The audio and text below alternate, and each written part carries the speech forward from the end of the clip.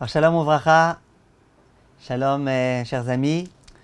J'ai le plaisir aujourd'hui, Baruch Hashem, de pouvoir donner cours sur le site Visiotorah. Et j'ai le plaisir de pouvoir donner cours dans ce contexte. Rav Yosef, c'est quelqu'un que je connais depuis des années et des années.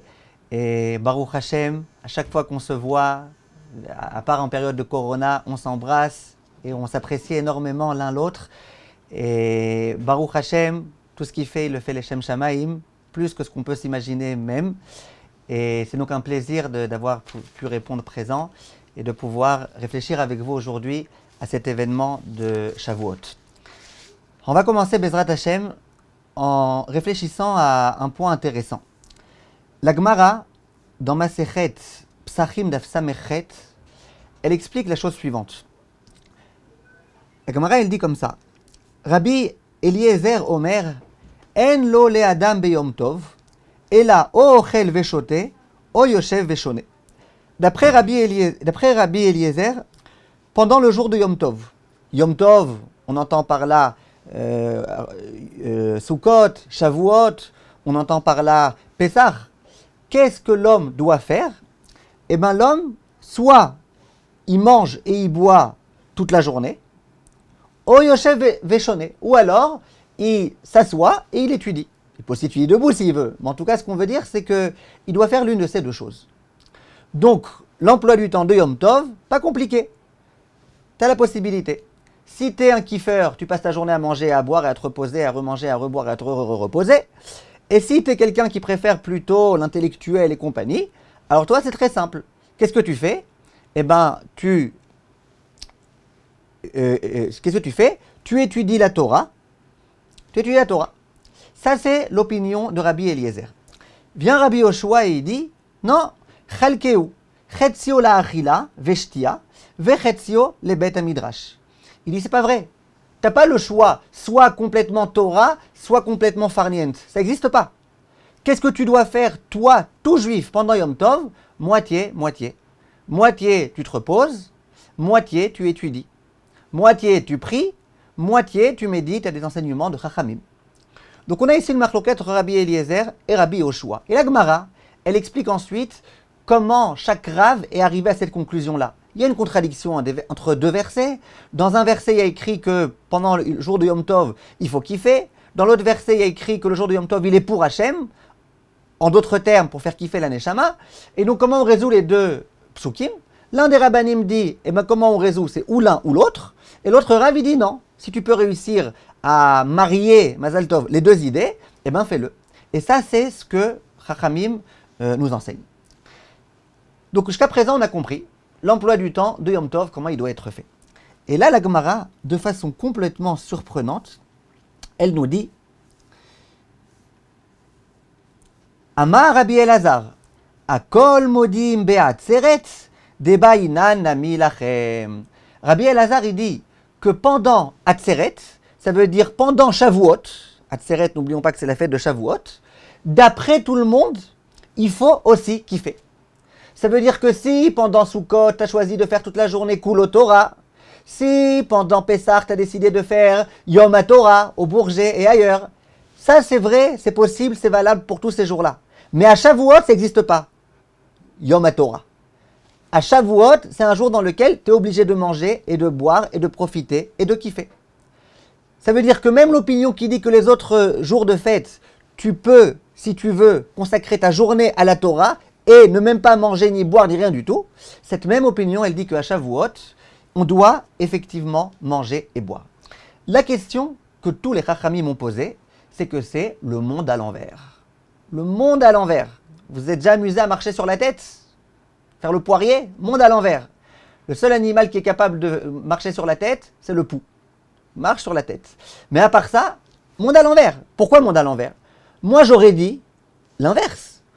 J'aurais dit, à Pessah, si tu veux faire Kulo Torah, mais non, ne fais pas Pessah, c'est Pessah. Pessah, c'est la liberté. Pessah, c'est... Mais Shavuot, qui est le jour où on a reçu la Torah, on doit montrer notre attachement à la Torah, mais c'est justement le jour où on devrait bien montrer qu'on aime la Torah, qu'on apprécie la Torah, qu'on est fou de Torah. Et donc ça devrait être justement le jour auquel on devrait dire qu'on doit forcément étudier. Et que étudier? Comment ça se fait que la Gemara, elle interdit, d'une certaine façon, le jour de Shavuot, de faire que Torah, de faire Kulo Torah? Voilà la question que Chachamim se pose. Rashi, sur place, il nous dit quelque chose de très intéressant. Il dit, chez Ismar bo b'ma'achal ou mishte, il dit c'est important le jour donc de Shavuot de manger et de boire. Les harot chez Noachum kubal yomze le Israël chez Nitna Torah bo. Pour bien montrer que le jour où on a reçu la Torah, c'est un jour où on a reçu en étant consentant. C'est un jour où on voulait recevoir la Torah. C'est un beau jour en quelque sorte. Donc le jour de Matan Torah, c'est un jour où il faut bien montrer qu'on est content. Question, qu'est-ce qui se passe exactement ici? On va essayer, Bezrat Hashem, de réfléchir à un autre texte qui est connu entre tous, mais ça fait jamais de mal de le réviser. Et ce texte, il dit la chose suivante, que au moment où les Bnei Israël ont accepté de recevoir la Torah, souvenez-vous de l'histoire, Akadosh Baruch Hu est venu la proposer à toutes les nations du monde. Toutes les nations ont toutes fait les compliqués. Oui, qu'est-ce qu'il y a écrit, qu'est-ce qu'il n'y a pas écrit, pourquoi ici il y a une majuscule, une minuscule, machin, les trucs. Ils ont dit trop compliqué, on ne veut pas. Et chacun, il écrit quoi, faut pas voler, mais laisse tomber alors. Laisse tomber, même les oiseaux ils volent, nous on peut pas voler. Et puis après ils disent, il y a écrit dans la Torah, tu dois pas assassiner. Ben pas possible, nous c'est notre métier d'assassiner, c'est notre passe-temps favori. Laisse tomber. Et là, vient Kadosh Baruch Hu finalement, voir le Klal Israël, et il propose la Torah. Le Klal Israël dit, aveuglément, sans poser la moindre question, Naase venishma. Toi, Kadosh Baruch Hu, si tu nous proposes une Torah, on imagine que c'est une Torah qui vaut le coup, et donc, on accepte. On accepte par principe. Voilà ce que Chachamim, ce que Bnei Israël ont dit. Ça veut dire Naase. D'abord, on va accomplir. On s'engage d'emblée à accomplir. Et après, Nishma. Après, on essayera de comprendre. Après, on réfléchira davantage, etc., etc. Disent Chachamim que ce jour-là, au moment où les Bnei Israël ont procédé de cette dynamique-là, qui est celle de l'obéissance aveugle, il y a eu quelque chose qu'il n'y a jamais eu depuis la création du monde. Que s'est-il passé à ce moment-là? Les Bnei Israël sont arrivés à un état d'anges. Des anges. Écrit dans la Gemara que Akadosh Baruch Hu a dit « Migila lachem et arazazeh » Qui est-ce qui vous a enseigné, dévoilé ce secret-là, dont ne se servent que les anges? Il n'y a que les anges qui sont capables de dire « on va accomplir » et après on comprendra. Les gens normaux, les êtres humains, ils diront d'abord tu précises de quoi il s'agit, ensuite on va signer un papier, on va voir si ça vaut le coup, combien tu me payes me payes pas, c'est quoi mes droits, mais de dire d'emblée comme ça, Kadosh Baruch Hu, donne ce que tu veux, on accepte, c'est quelque chose de très très grand de la part du Klal Israël. Et il est écrit qu'à ce moment-là, il y a les anges qui sont descendus et qui ont donné à chaque juif 2 couronnes. Une couronne pour avoir dit Naase, une couronne pour avoir dit Nishma. Et si un jour vous voyez un juif qui n'a pas 2 couronnes sur sa tête, qu'il ouvre la bouche, j'imagine que dans sa bouche, dans ses dents, il doit avoir au moins 2 couronnes. 2 couronnes, Naase et Nishma. Viennent Chachamim et ils disent, on voit donc de là que même les anges ont été épatés. D'avoir dit Naase et Nishma, c'est un comportement particulier.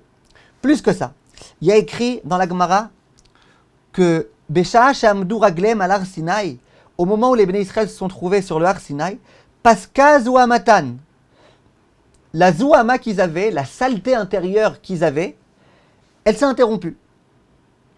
Ça veut dire quoi? À partir de la faute du serpent, de Adam et Chava, à ce moment-là, il y a un venin, certain venin qui est rentré dans le corps du Klal Israël. Ce venin, c'était pire que le corona. Zouama, c'était vraiment, ça rendait l'homme impur. Il y a écrit qu'au moment où les Bnei Israël sont arrivés sur le Har Sinai, qu'ils ont reçu la Torah, qu'ils ont accepté de recevoir la Torah, à ce moment-là, il y a eu un fait extraordinaire. Toute cette chose-là, cette saleté-là, elle les a quittés. Pourquoi? Dit Rachamim, parce que le Klal Israël, à ce moment-là, il est devenu complètement différent. Le juif s'est transformé à ce moment-là. Il s'est transformé physiquement, il s'est transformé moralement, c'est devenu quelqu'un d'autre. Donc ça, c'est ce qui s'est passé ici.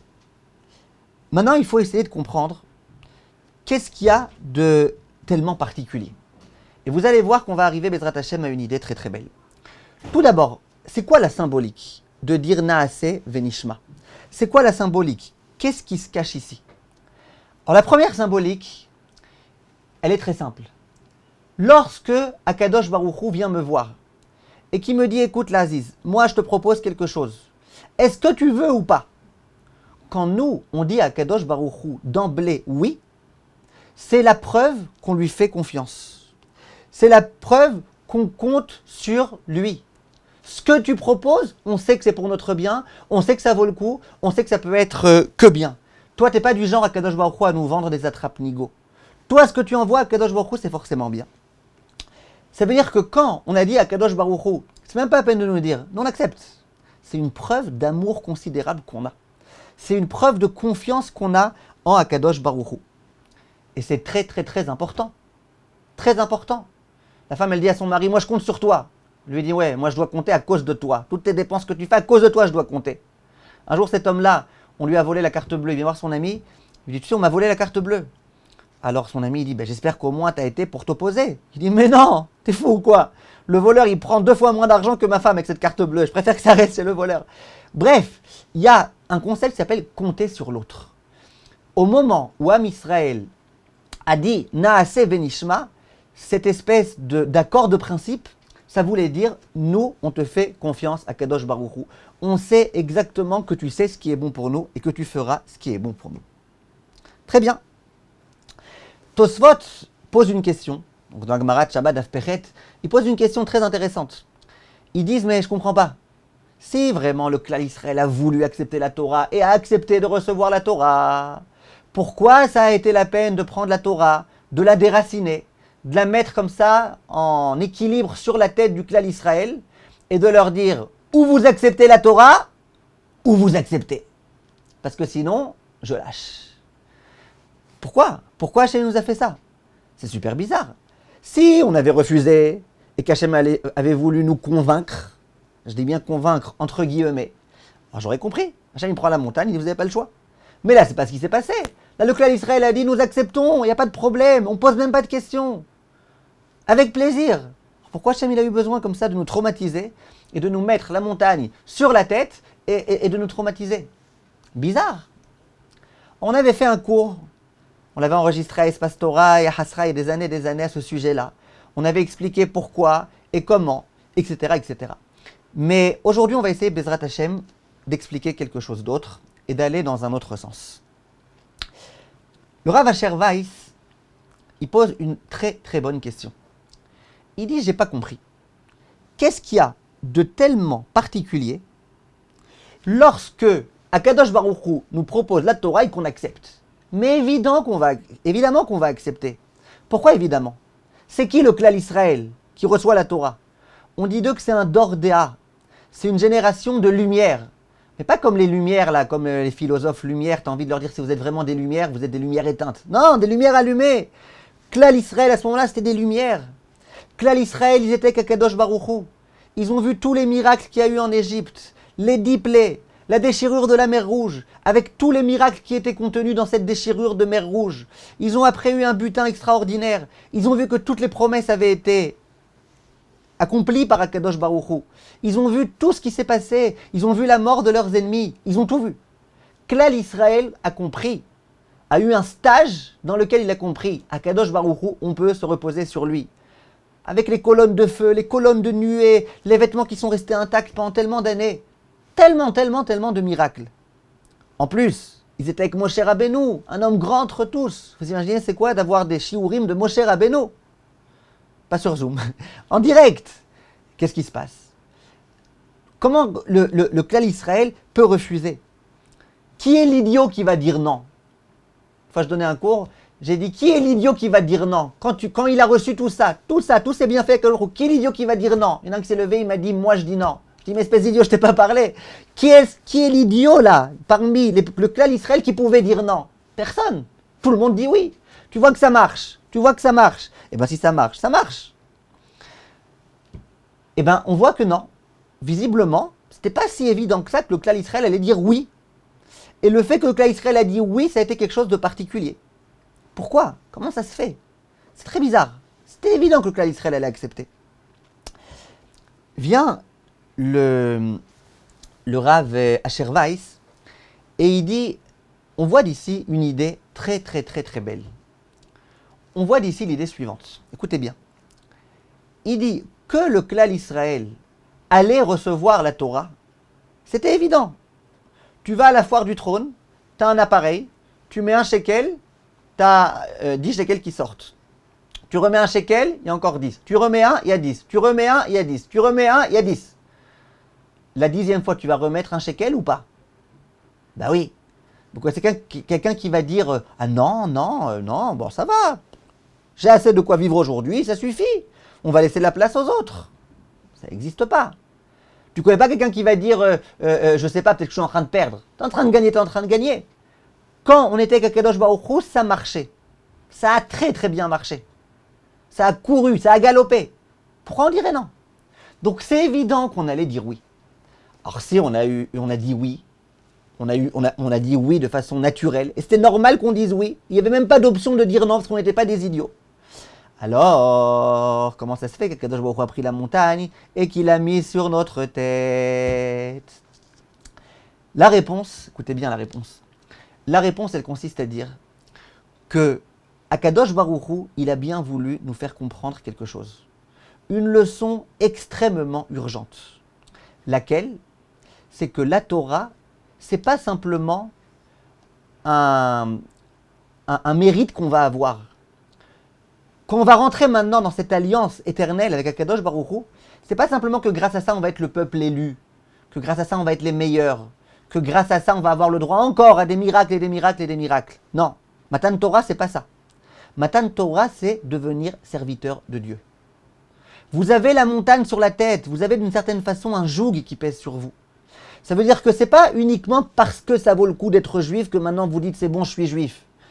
Ya'anou, le jour où ça vaudra pas le coup, je serai plus. Non. Tu comprends bien que devenir juif, recevoir la Torah, ça veut dire devenir serviteur de Dieu. Rappelle-toi toujours de cette image, de la montagne sur la tête. Il n'y a pas le choix. Une fois que tu reçois la Torah avec une certaine coercition, c'est-à-dire que d'une certaine façon, tu n'as pas tellement d'autres choix. Et bien ça, c'est la grande leçon qu'Akadosh Baruch Hu a voulu nous donner. Tariag mitzvot, les 613 mitzvot, c'est pas facile. Le juif, il se lève du matin jusqu'au soir. Il a des mitzvot. Il va le matin. Premier mot qu'il doit dire, il dit pas ce qu'il veut. Il ne peut pas dire premier mot, il y en a marre, je suis fatigué. Non, un juif, il ne commence pas comme ça sa journée. Un juif, il commence par modéani. Ça veut dire quoi? Je suis à la mode. D'accord? Modéani, je reconnais Akadosh Baruch Hu, je suis reconnaissant vis-à-vis d'Akadosh Baruch Hu. Merci Hachem de m'avoir rendu ma neshama. Le soir, le juif, il va dormir. Bonne nuit, Akadosh Baruch Hu. Comment on appelle ce mot de bonne nuit? C'est adieu, on appelle ça Kriyat Shema Alamita. Le juif va dire dormir à Kadosh Baruch Hu toute la journée, ça oui, ça non, ça non, ça oui, ça non. Un jour, il y a un évêque qui est venu revoir un rave. Il lui a dit, dis-moi, quand est-ce que vous allez craquer un jour? Un jour, vous allez bien craquer quand même. Un jour, vous allez bien manger du porc. C'est quand ce jour-là? Alors, le rabbin, il lui tape sur l'épaule, il lui dit, à ton mariage, je mangerai du porc. À ton mariage. Marie-toi, je mangerai du porc. Ça veut dire que l'homme, le juif, il ne peut pas craquer. C'est le serviteur d'Akadosh Baruch Hu, coûte que coûte, quelles que soient les conjonctures de la vie, quelles que soient les situations de la vie. C'est ça un juif. Donc le juif, au moment où il a accepté la Torah, dans un premier temps, c'était possible qu'il veuille l'accepter, genre, ça vaut le coup, hein, tant que ça marche, on gagne. D'accord? Et donc on continue. Tant qu'on gagne, on continue. Vient Akadosh Baruch Hu et dit non, c'est pas simplement tant que ça marche, on continue. C'est maintenant, tu décides d'être un serviteur d'Akadosh Baruch Hu. Et là, il y a eu quelque chose de très très fort. C'est que Akadosh Baruch Hu, il a mis la montagne sur la tête des Bnei Israël, mais ça n'a pas empêché que les Bnei Israël ils sont restés avec le même état d'esprit, de Naaseh Venishma. Ils auraient pu dire, ah non, on refuse. Nous, on pensait que la vie c'était sympa. La vie de juif, il n'y a que des miracles. Walt Disney. Non. Akadosh Baruch Hu, c'est pas Walt Disney. Et eux, ils restent quand même. Ils acceptent la Torah quand même. Ça veut dire que le Klal Israël, au moment où il dit Naaseh Venishma, avec la montagne sur la tête, ça montre quelque chose. Ça montre que bien qu'Akadosh Baruch Hu leur a montré que la vie du juif, c'est pas un long fleuve tranquille, et bien malgré tout, les Bnei Israël ont dit, ça vaut le coup. nous sommes des serviteurs d'Akadosh Baruch Hu. Et ça, c'est une idée fantastique. Cette idée-là, parce que elle vient nous montrer c'est quoi le juif. Parce que dans la vie, il n'y a pas eu que des miracles, dans la vie du peuple juif. Il y a eu des longs moments dans l'histoire douloureux. Il y a eu des périodes très très difficiles dans l'histoire du peuple juif. Parce qu'on était juif, on a beaucoup souffert, on a beaucoup enduré. Et pourtant, dans toutes les situations, il y avait des juifs qui avaient assez de foi, assez de confiance en Akadosh Baruch Hu pour rester juifs et pour aller jusqu'au bout de leurs convictions et de leurs idées. Pourquoi ? Parce qu'au moment où on a reçu la Torah, on a bien compris. C'est pas on accepte la Torah que pour avoir la mer qui se déchire en deux. Non. On a pris la Torah pour avoir la mer qui se déchire en deux et pour parfois avoir nous-mêmes des claques à la figure et parce que nous, on est des serviteurs d'Akadosh Baruch Hu. Et ça, c'est l'idée fondamentale que le Ham Israël nous a enseigné. Il écrit dans la Gemara, dans Masechet Kiddushin, que lorsqu'un serviteur a été surpris à voler, il n'a pas de quoi rembourser, il doit être vendu donc en tant que serviteur. Un homme qui aurait volé et qui n'aurait pas de quoi rembourser devrait être vendu en tant que serviteur. Il y a écrit que si après les 6 ans de travail, ce serviteur décide de rester chez son maître, pourquoi ? Il dit, moi je l'aime bien mon maître, il est chnin, il est cool, je l'aime bien, il est sympa, sympa. Il écrit qu'à ce moment-là, on lui poinçonne son oreille. Et pourquoi on lui poinçonne son oreille ? Pas pour lui mettre une boucle d'oreille. On lui poinçonne son oreille pour lui dire l'oreille qui a entendu sur le Har Sinaï, Avadai em, qui libne Israël Avadim, vous serez mes serviteurs à moi. Cette oreille-là, elle ose maintenant être vendue en tant que serviteur. Comment tu te permets ? Alors Rami me pose la question, il dit, je ne comprends pas de deux choses l'une. Si vraiment c'est pas bien d'être serviteur, alors depuis le premier jour où il était serviteur, on aurait dû lui poinçonner l'oreille. C'est pas ce qui se passe. Pendant 6 ans, on lui a rien poinçonné du tout. Au bout de 6 ans, quand il veut rester, on lui poinçonne. Pourquoi ? Ne lui poinçonne pas. Viennent Chachamim et ils disent non. Au début, il n'avait pas le choix. Il avait une dette, il n'avait pas d'argent. Il n'avait pas le choix, il était obligé. C'est pour ça qu'il a été d'accord de se vendre. Et là, ça ne contredit pas le fait qu'on soit un serviteur d'Akadosh Baruch Hu. Mais quand, au bout de 6 ans, ça y est, maintenant tu recevras de toutes les façons plus rien, tu seras plus payé, et toi tu fais du bénévolat, mais ça c'est du vol, ça c'est pas bien. Ça c'est pas comme ça qu'un serviteur d'Akadosh Baruch Hu doit se comporter. Ça contredit déjà le fait qu'on soit serviteur de Akadosh Baruch Hu. C'est la raison pour laquelle, au moment où le Klal Israël va dire Naaseh venishma, ça veut dire on accomplit, ça veut dire on applique. C'est-à-dire toi Hachem tu nous donnes, ce que tu nous donnes c'est sûr que c'est bon. À ce moment-là, on a bien montré à Kadosh Baruch Hu que quoi ? Qu'on est son serviteur. Maintenant, comment ça se fait qu'on est accepté avec tellement de plaisir ? Pourtant, c'est bizarre. Qui est-ce qui aime être un serviteur ? Ou un esclave ? Qui est-ce qui aime ? Personne. Alors, comment ça se fait que les Bnei Israël ont été contents de recevoir la Torah ? Alors que la Torah, ça voulait dire devenir un serviteur total du matin jusqu'au soir. La réponse est que le Ham Israël a compris que c'est pas qu'on devient serviteur de n'importe qui. On devient serviteur d'Akadosh Baruch Hu. On devient un serviteur du roi des rois. Je ne sais pas si vous savez combien de gens convoitent le poste qui est d'être le conducteur, le chauffeur du Rav Chaim Kanievski. Chauffeur du Rav Chaim Kanievski. Celui qui a le mérite d'être le chauffeur du Rav Chaim Kanievski. Je suis d'accord, c'est un grand mérite. Là, on ne parle pas de ça. Là, on parle d'être le serviteur d'Akadosh Baruch Hu. Pas être le serviteur du serviteur d'Akadosh Baruch Hu, être le serviteur d'Akadosh Baruch Hu. Mais le Klal Israël a compris ça. Que d'un coup, au moment où on allait accepter la Torah, on allait recevoir la Torah, on allait devenir les serviteurs d'Akadosh Baruch Hu. Quand on a compris ça, on a accepté. Et on a accepté avec joie. De facto, qu'est-ce qui s'est passé ? On est devenus presque comme des rois. Parce que le serviteur du roi, c'est presque comme un roi. Donc nous aussi, on doit avoir des couronnes. Pourquoi ? On est les enfants d'Akadosh Baruch Hu. On a été élus par Akadosh Baruch Hu. On a un rôle à jouer. De la même façon que les policiers, ils ont une façon particulière de s'habiller. De la même façon que les rouges de la reine d'Angleterre, ils ont une façon de s'habiller. Ben nous, on est les enfants d'Akadosh Baruch Hu. On est les ambassadeurs d'Akadosh Baruch Hu dans ce monde. On est les serviteurs d'Akadosh Baruch Hu.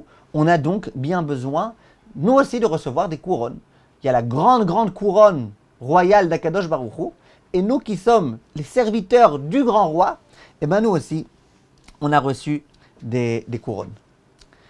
Il est écrit dans la Gemara de Kiddushin que les Bnei Israël, quand ils font la volonté d'Akadosh Baruch Hu, ils sont appelés les enfants d'Akadosh Baruch Hu. Quand ils ne font pas la volonté d'Hachem, on les appelle des avadim. On les appelle des serviteurs. Et c'est comme ça qu'on explique un petit peu la phrase qu'on récite le jour de Rosh Hashanah. On dit à Akadosh Baruch Hu, on ne sait pas si on était enfants ou si on était serviteurs. Si on était enfants, alors sois miséricordieux à notre égard, comme un père est miséricordieux à l'égard de son fils. Surtout que toi tu es Dieu, alors miséricordieux. Par contre, si on est comme des serviteurs, alors on attend. On attend, toi, Kadosh Baruch Hu, que tu veuilles bien être gentil avec nous.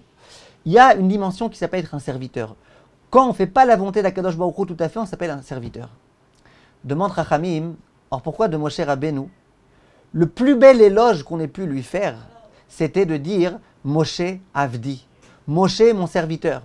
Mais être un serviteur, c'est pas un éloge. Être un serviteur, ça voulait dire qu'il ne sert pas à Kadosh Baruch Hu. Dit Chachamim, mais non.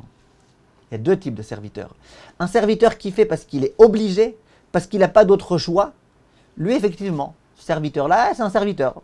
Tu ne fais pas la volonté d'Akadosh Baruch Hu, mais tu n'as pas trop le choix. C'est pas ça un serviteur. Par contre, celui qui fait dans la joie, celui qui est heureux d'être un serviteur, qui est heureux de pouvoir servir Akadosh Baruch Hu à l'instar de Moshe, lui, la plus belle chose qu'on puisse dire à son égard, c'est de dire que c'est un serviteur. Et c'est pour ça qu'on dit dans la tfila de Shabbat, Ismach Moshe bematenat chelko. Moshe, il sera heureux du cadeau qu'il a eu. C'est quoi le cadeau? Qui eved neeman karatalo. Tu l'as appelé le serviteur digne de confiance. Regardez un petit peu, le serviteur. Pas le serviteur de n'importe qui. Pas le serviteur de son Yetzerara. Pas le serviteur de la mode et de son iPhone. Non, le serviteur de Dieu. Et après, qu'est-ce qu'on dit? Kelil tiferet berosho natata. Tu as mis une couronne de gloire sur sa tête.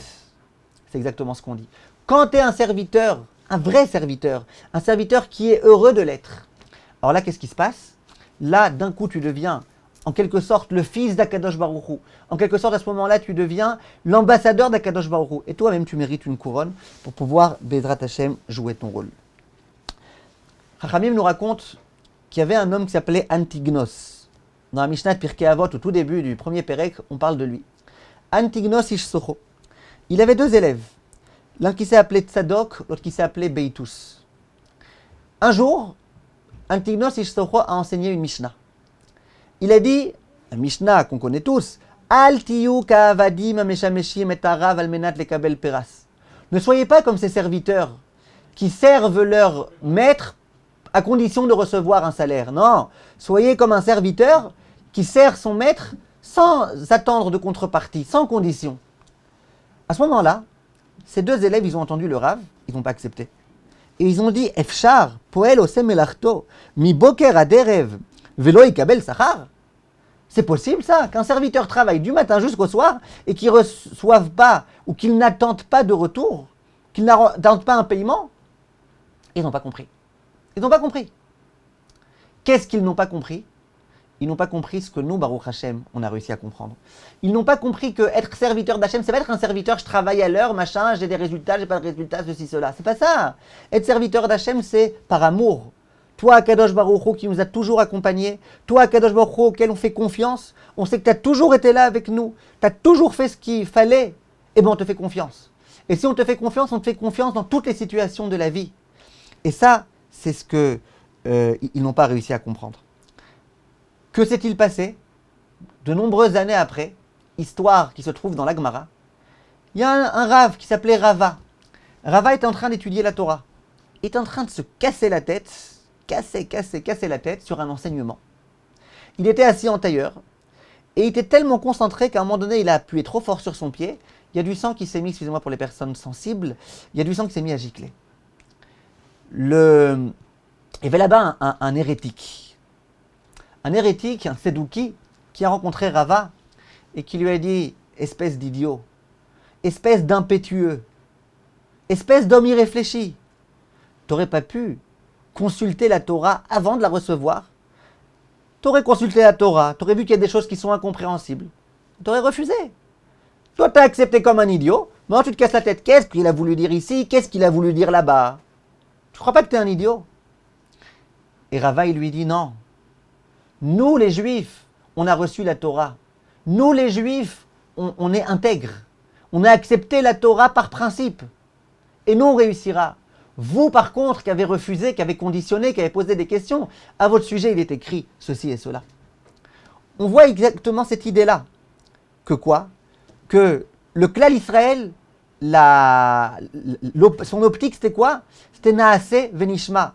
Rava des générations après, il va continuer avec cette même optique de la Torah. Naaseh Venishma. Beitou c'est l'autre. Ils ont dit on travaille, on doit recevoir un comportement, on doit recevoir quelque chose. Pas possible, on ne peut pas être des serviteurs en tant que serviteurs gratuitement. Et bien qu'est-ce qui va se passer? Il va avoir lui aussi un descendant qui va être un hérétique et qui va aussi penser de cette façon-là. Voilà ce que Chachamim nous enseigne. En d'autres termes, quand tu vois que ton père, il est gentil avec toi, depuis que tu es petit, il te cajole, et il te berce, et il te chante des chants, et puis après tu grandis, et il t'inscrit dans les meilleures écoles, et il s'occupe de toi, et à chaque fois il est gentil avec toi, et toujours il est là et il t'aide. Tu arrives à la crise d'adolescence à 18 ans, tu veux qu'il t'achète un iPhone. Et ton père il te dit non, je ne t'achèterai pas de iPhone. Et le fils qui commence, mon père il a osé me dire non. Mon père il a osé, je vais lui montrer ce que je vais faire. Quoi, ça existe que mon père il me dise non? Et puis d'un coup c'est ça, ouais, tout ce qu'il m'a donné toutes ces années c'est du rien, ça vaut rien, j'ai envie de vomir, j'ai envie de ceci, j'ai envie de cela.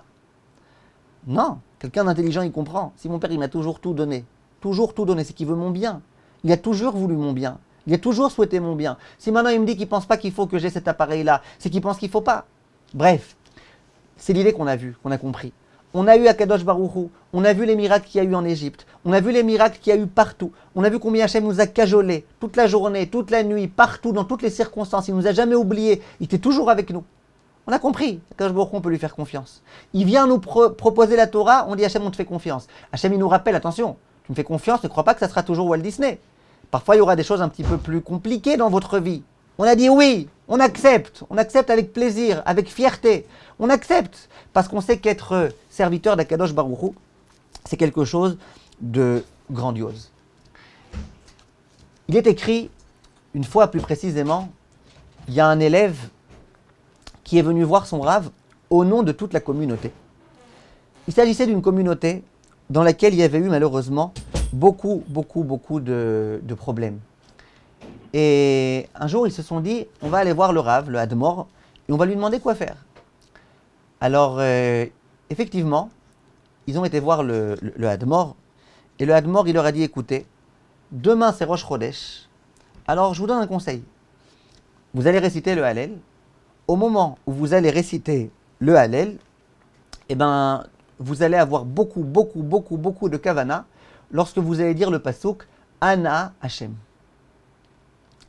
Alors le lendemain, tout le monde s'est rendu au Beth Knesset, ils ont effectivement accompli ce que le Rav a dit, et vous avez entendu tout le monde hurler au moment de Ana Hashem, Oshiana, Ana Hashem, Oshiana. Il y en a d'autres qui ont compris que non, que le Rav il avait la kavana au deuxième Ana Hashem. Ana Hashem, Atzlichana, Ana Hashem, Atzlichana, et des cris, et des hurlements, et des pleurs, et etc., etc. Et ils pensaient que le jour même, ils verraient des miracles. Et le jour même, ils n'ont pas vu de miracle. Ils sont retournés voir le Rav. Oh Rav, vous nous avez dit qu'on verrait des miracles. Lourdeur, on a fait, on n'a pas vu de miracle. Alors le Rav, il leur a dit, mais je vous ai entendu, moi. J'étais à l'autre bout de la rue, mais je vous ai entendu. Vous avez crié comme ça, là, Ana Hashem Oshiana, Ana Hashem Atzlichana. Mais c'est pas ce que je vous ai dit. Il leur a dit, mais si, votre Rav, vous nous avez dit de crier très fort à Ana Hashem. Il dit, mais c'est pas ce Ana Hashem, moi, auquel je faisais allusion. Moi, je faisais allusion à Ana Hashem beaucoup plus important. Lequel? Ana Hashem ki ani avdecha. Ani avdecha ben amatecha. C'est aussi un Ana Hashem qui se trouve dans le Hallel. C'est un chant qu'on chante parfois. Ana Hashem ki ani avdecha. C'est quoi ce Ana Hashem? On dit à Hashem, Ana Hashem, on va traduire dans un sens, c'est quoi Ana Hashem? Ki ani avdecha. Moi, je suis ton serviteur. Et le pire, c'est quoi? Après, on dit Ani avdecha ben amatecha. Après, on dit je suis ton serviteur, fils de ta servante. Donc, il y a un passouk très intéressant dans lequel David Améler dit à Kadosh Baruch Hu, moi, je suis ton serviteur, fils de ta servante. Birlal, il y a ici une redondance. Pas qu'une redondance. Tu dis Ana Hashem ki ani avdecha, je suis ton serviteur. Et après, tu dis, je suis ton serviteur, fils de ta servante. Ben ça, on n'est pas idiot. On sait très bien que comment on devient serviteur. Quand une servante, elle a un bébé, on est serviteur.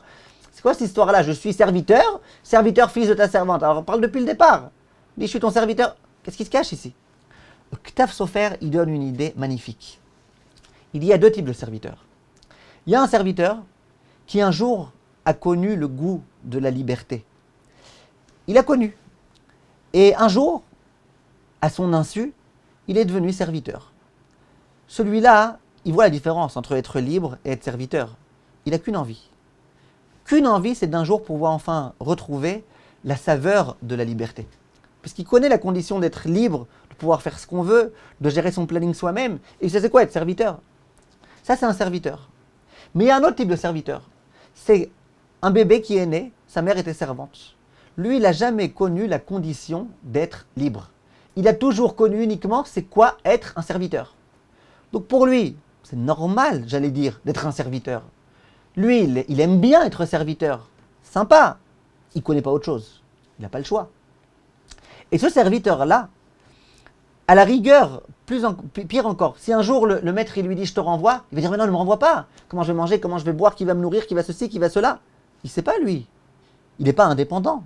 Il est complètement dépendant de son maître. Est-ce que ce serviteur-là, il a envie de s'enfuir? Mais non, il n'a qu'une envie, c'est de rester serviteur. Vient David Améler et il dit à Kadosh Baruch Hu, Ana Hashem, Ani Avdecha, je suis ton serviteur. Mais attention à Kadosh Baruch Hu, pas le serviteur, celui qui a connu un jour le goût de la liberté et qui a envie de s'enfuir. Non, moi je suis Ani Avdecha Ben Amatecha. Je suis ton serviteur, fils de ta servante, c'est-à-dire qu'au même titre que le serviteur, fils de la servante, il n'a qu'une envie, c'est de rester serviteur. De la même façon, moi aussi, ma plus grande aspiration, c'est de rester serviteur à tout jamais. Serviteur d'Akadosh Baruch Hu. Vous entendez un petit peu la puissance de ce pasouk. Vient le Rav et il dit à son élève, c'est là que je voulais que vous ayez de la kavana. Et pourquoi? Parce que quand tu viens voir Akadosh Baruch Hu et tu lui dis, je suis ton serviteur, c'est-à-dire que le but de ma vie, c'est de te servir, eh bien, Akadosh Baruch Hu, d'une certaine façon, il est obligé de te donner la santé, la réussite et tout le reste. Pourquoi? Puisque toi, tu es son serviteur. Donc, si Akadosh Baruch Hu, il veut que son serviteur il puisse continuer à bien fonctionner, il est obligé de lui donner un minimum de réussite dans tous les domaines de sa vie. Donc, quand vous me dites qu'il y a beaucoup de soucis dans la communauté, etc., vous n'avez pas un conseil? Si, rappelez-vous que vous êtes serviteur d'Akadosh Baruch Hu. Hachem lui s'en rappellera, vous inquiétez pas. Vous rappelez-vous que vous êtes serviteur d'Hachem. Et le serviteur d'Hachem, il ne peut que réussir. Vient le Rav Asher Weiss et il dit il y a une très très grande différence entre le Ana Hachem Oshi Ana et le Ana Hachem qui Ani Avadecha Ani Avdecha Ben Amatecha. Le Ana Hachem Oshi Ana qu'on récite quand on dit Hachem, Hachem s'il te plaît sauve-nous, Hachem s'il te plaît fais-nous réussir. Le Ana il est écrit Aleph Nun Aleph Ana. Ana ça veut dire s'il te plaît. Comme dans la Torah on dit Na. Na ça veut dire s'il te plaît.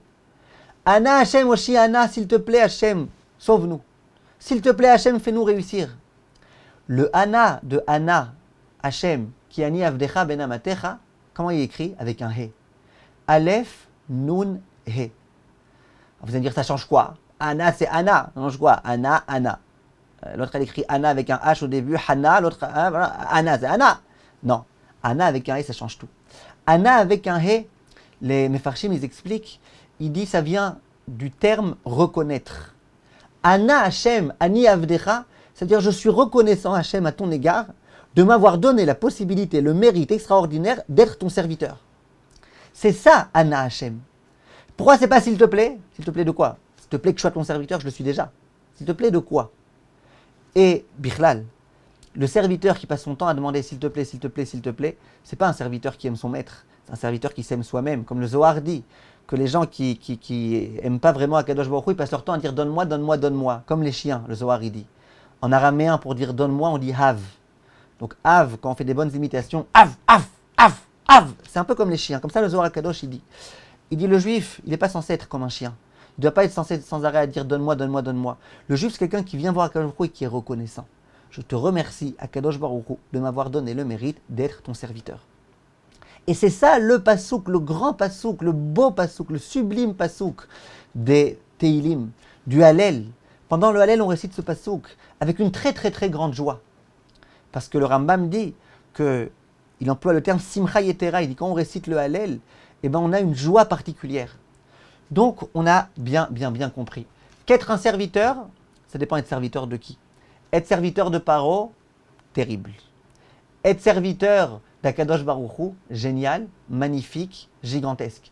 Est-ce qu'on attend un salaire? C'est le plus grand salaire qu'on puisse avoir, c'est d'être le serviteur d'Hachem. Bien sûr qu'en plus on aura un salaire parce qu'Hachem il est trop sympa, trop génial. Mais nous, le plus grand mérite qu'on a, c'est d'être le serviteur d'Akadosh Baruch Hu. On va maintenant, Bezrat Hachem, répondre à la question qu'on avait posée au départ. Et après, si vous avez des questions, je vois que pour l'instant personne n'a posé de questions, ça devait être très très clair, j'imagine. On va répondre à la question. On a posé la question, on a dit comment ça se fait que Chachamim nous ait dit que le jour de Shavuot, on est obligé de kiffer. On a dit, Rabbi Eliezer il disait, à Pessah si tu veux faire Kulo Torah, tu peux. À Sukkot si tu veux faire Kulo Torah, tu peux. À Shavuot, pas Kulo Torah. À Shavuot, ça doit être un jour de fête. Il faut fêter. Un jour, la belle-mère, elle va voir son gendre. Elle lui dit, à ton avis, quand est-ce que je vais mourir? Alors il lui dit, tu vas mourir une veille de fête. Alors elle voit comme ça. Elle dit, une veille de fête. Quelle fête? Shavuot? Il dit, non. Peut-être pas. Il dit quoi, Sukkot? Non. Pessah? Non. Il dit, alors d'où tu sais? Il dit, je sais pas quand tu vas mourir. Moi, ce que je sais, c'est que le lendemain, ce sera un jour de fête. D'accord? En tout cas, c'est une blague un peu méchante contre les belles-mères. Mais vous savez comment on dit une belle-mère en hébreu? Hama. Hama, c'est la colère. C'est pas pour rien. En tout cas, ce que je veux vous dire, c'est que on a posé la question. A priori, ça aurait dû être l'inverse. On aurait dû fêter, au point de vue sur le plan matériel, dans les autres événements. Et à Shavuot, on aurait dû quoi? On aurait dû faire Kulo Torah, un grand jour de Torah en l'honneur de la Torah. Pour le jour où on a reçu la Torah, on était au Har Sinaï. Et là, non. On dit à la fête de Shavuot, tu es obligé de kiffer. Pourquoi kiffer? Rachid nous l'a dit, je vous l'ai lu au début du cours et je vous le répète. Et maintenant, on va beaucoup mieux comprendre. Les harot, chez Noachum Kubal Yomze le Israël chez Nitna Torabo. C'est pour montrer que ce jour-là, c'est un jour dans lequel on est content, dans lequel on est heureux. On est heureux de ce jour-là. On est très heureux de ce jour-là. Pourquoi on est très heureux de ce jour-là? Parce que ce jour-là, on est devenus des serviteurs d'Akadosh Baruch Hu. Maintenant, à Pessah, si tu veux ne pas manger, ne mange pas. Mais à Shavuot, si tu ne manges pas, tu sais c'est quoi l'impression que tu laisses donner? C'est que, on est devenus des esclaves. Esclaves. Alors nous, on a surtout envie de montrer que c'est pas vrai. Ce jour-là, on est devenus des esclaves. Vous voyez? Ça dépend comment on le dit. On est devenus des esclaves d'Akadosh Baruch Hu. On est devenus des Akadosh Baruch Hu et on est content et on est heureux. Et on mange une bonne nourriture, et on boit une bonne boisson. Et on se réjouit et on chante. Et on vibre avec la Torah. Et aussi, on étudie la Torah. Avec joie, la veillée de Shavuot. Tout ça, ça a été possible grâce à nos ancêtres qui ont reçu la Torah avec joie. Et je terminerai avec un tout petit passage de la Gemara. La Gemara, elle raconte qu'il y avait un Rav qui s'appelait Rav Yosef. Rav Yosef. Rav Yosef, durant la fête de Shavuot, il préparait un plat particulièrement bon. Je ne sais pas si c'est lui ou sa femme, mais en tous les cas, un plat particulièrement bon. Un moment, on lui demandait pourquoi à Shavuot tu prépares un plat tellement bon. Et il disait, vous savez pas c'est quoi ce jour de Shavuot? Iloulé Aouyoma, terme qu'il emploie, n'était ce jour-là Kama Yosef Ika Beshuka. Combien de Yosef il y a sur la place du marché? En Israël, par exemple, il y a beaucoup de Youssouf. Il y a beaucoup d'Arabes qui s'appellent Youssouf au marché. S'il n'y avait pas eu le Matan Torah, quelle aurait été la différence entre Youssouf et Yosef? Quelle aurait été la différence entre Yosef avec 15 persils partout et entre Rav Yosef, le grand Rav Yosef, le Rav Yosef de l'époque de la Gemara? Quelle différence? Aucune. Grâce au jour où on a reçu la Torah, et cette Torah qui nous sanctifie tellement, cette Torah qui nous rapproche tellement d'Akadosh Baruch Hu, c'est grâce à cette Torah que maintenant on n'est plus Youssouf ou je ne sais pas qui, qu'on est devenu Rav Yosef, qu'on est devenu des enfants fidèles d'Akadosh Baruch Hu. Et ça doit être, Bezrat Hashem, notre aspiration la plus grande. Alors on a posé la question, c'est le titre en tous les cas du cours, est-ce qu'on est prêt à Shavuot ou pas? Eh bien, cette préparation, on a eu le temps de commencer à la faire. C'était une préparation qui a duré 49 jours. Il reste encore, Baruch Hashem, un certain temps. Il faut, Bezrat Hashem, qu'on se pose la question. Est-ce qu'on est convaincu que cette Torah-là, elle vaut le coup? Est-ce qu'on est convaincu que cette Torah, elle est pour notre bien? Ou est-ce que c'est juste parce que j'ai peur du Gehinam, il paraît que là-bas c'est un barbecue très fort, machin, shawarma, j'ai peur, alors j'ai pas le choix, allez, j'étais à Kadosh Baruch Hu. Si c'est comme ça, on n'est pas prêt à Shavuot. Il nous reste quelques jours pour nous rappeler combien, Baruch Hashem, on a du mérite de recevoir la Torah. Mais si on peut se poser la question d'une façon un tout petit peu différente, et osons la poser, osons. Est-ce que lorsque je vois un grand Talmid Chacham, qui n'est pas très riche, qui n'a pas beaucoup d'argent, qui n'est pas forcément honoré, est-ce que je veux devenir comme lui? Ou est-ce que quand je vois un grand scientifique qui est très riche et qui est très honoré, je veux devenir comme lui? Est-ce que quand on m'oppose le Maharal et Aristote, je me dis, je suis un peu complexé quand même, parce que Aristote, ou est-ce qu'au contraire, est-ce que je dis, moi j'ai mon Maharal, j'ai mon Rabbi Akiva Iger, j'ai mon Ephraim Kanevski, j'ai mon machin, quel Aristote? Aristocratie, ouais, j'ai pas besoin de ça. Si on est convaincu de nous, si on est fier de notre Torah, si au moment où on entend Torah et science, Yaranou, on va te prouver que la Torah elle est vraie grâce à la science, on se dit, mais attends, si tu veux me prouver que la science elle est vraie grâce à la Torah, pourquoi pas? Mais la Torah, qu'elle est vraie, c'est une réalité. La Torah, elle n'a jamais changé d'avis. La Torah, c'est pas comme les lois. Les lois, vous avez vu en France, là, le 11 mai, le machin, tous les 3 jours, les lois, elles changent. Sans aucune raison d'ailleurs, au passage. Tout change du jour au lendemain. Partout. Dans le monde tout entier. Mais la Torah, qui a été donnée il y a tellement d'années, elle est restée la même. Elle est restée toujours aussi vraie. Les gens qui vivent jusqu'au jour d'aujourd'hui la Torah, ils sont toujours avec la même sérénité. Ils donnent toujours le même exemple de réussite dans tous les domaines de la vie. Avec cette Torah, on peut continuer à travailler, à avoir de l'argent, à avoir du bonheur, à avoir du shlom bayit, à réussir à éduquer nos enfants. Cette Torah-là, la même, elle n'a pas changé. On n'a pas commencé à changer les lois sous prétexte que vous comprenez au jour d'aujourd'hui ceci et cela.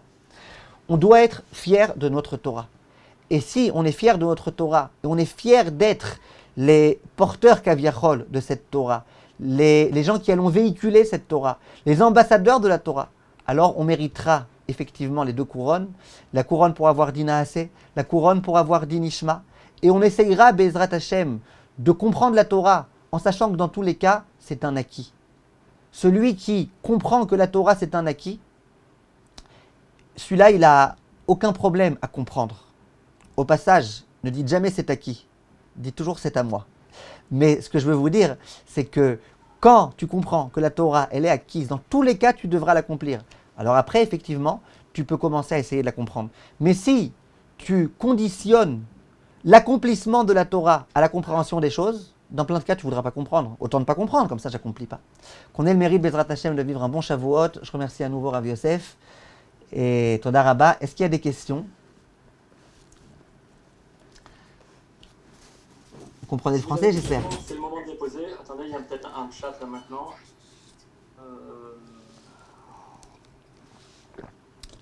Non, Ah, ce ne sont pas des questions, ce sont des remerciements. Ah, non, si vous n'avez pas de questions, ne les posez pas. Hein. Ne les posez pas si vous n'avez pas. Baruch Hashem, bel enseignement Rav. Ben, merci à vous, Sam. Judith, un grand merci, car à travers tout votre amour pour le judaïsme qu'on ressent dans chacune de vos paroles, vous décuplez le nôtre. Toda Rabba, c'est gentil ça. Vos enseignements sont un très grand chesed. Ben, merci à vous, votre écoute, vos remarques, vos remerciements sont aussi un grand chesed. Alors voilà, sachez qu'il y a des cours tous les soirs sur Visio Torah. Il y a des cours tous les jours sur Espace Torah, des cours de qualité, Baruch Hashem, de Rabbanim de qualité. Et c'est pour moi un grand mérite de faire partie de cette équipe-là des Rabbanim de Espace Torah. Toda Rabba en tout cas, merci beaucoup Rav Yosef. Alors à bientôt, Be'ezrat Hashem, Toda Rabba. Si vous désirez voir le Rav Cohen Arazi, vous pouvez également vous rendre sur le site Torah Academy. Be'ezrat Hashem. Vous aurez vraiment une multitude de cours que le Rav Azriel a déjà donné. Toda Rabba. Je vous rappelle que demain, nous allons recevoir sur Visio Torah le Rav Shlomo Atlan et qui nous fera un cours sur les prophéties de Daniel. Voilà, cours très intéressant en tout cas, on espère pour demain. Voilà, donc merci Rav Azriel. Chazak, merci à vous. Kol Tov. Merci à tous les participants. Amen. Bezrat Hashem, beaucoup de réussite. Kol Tov.